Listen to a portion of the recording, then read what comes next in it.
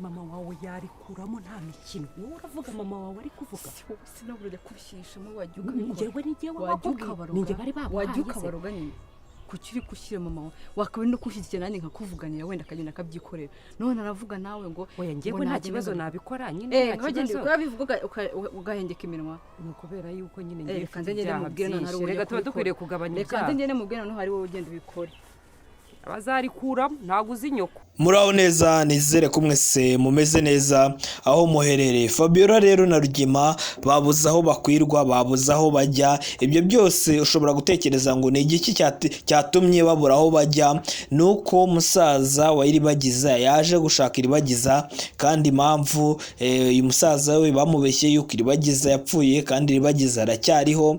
Rero bari bigira inama yo kuzagenda mu irimbi bagashaka imva y'umusaza cyangwa se y'undi muntu bagakuraho amafoto n'ibimuranga by'uko ari uwo musaza, bakaba bafata amafoto yari bagize ndetse n'abandi n'amazina ye bakaba bagenda bakayashyiraho.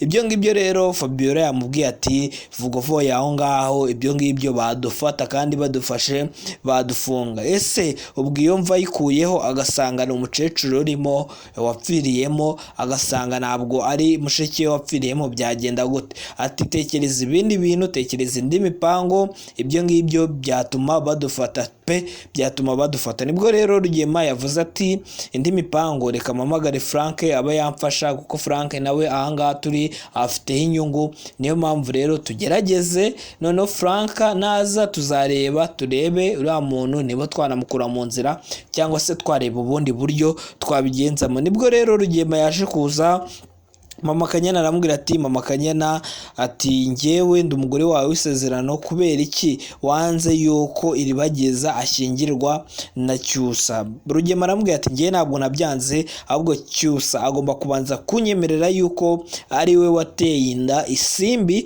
yamara kunyibinyemerera njyewe ibindi byose bigakurikiraho, ariko Cyusa yamaze kubinyemerera. Mama Kanyana rero akavuga ati se wowe urabyemeza umuntu ku ngufu, wasanga atari nawe cyangwa se ari nawe ntawamenya. Ariko Rugema aravuga ati ngewe ngombe mbimenye niba ari we wamutenda. Nibwo Rugema rero yaje kujya kuri telefone ahamagara Frank, aramubaza ati Frank twagorwa twamenyekanye. Frank aramubaza ati ni ibiki? Bari kugenda bavugana nibwo Iribagiza yahise atunguka. Rugema yari yaramaze igihe kinini yarabuze Iribagiza, aramuhobera aravuga ati byari byarakugendekeye gute?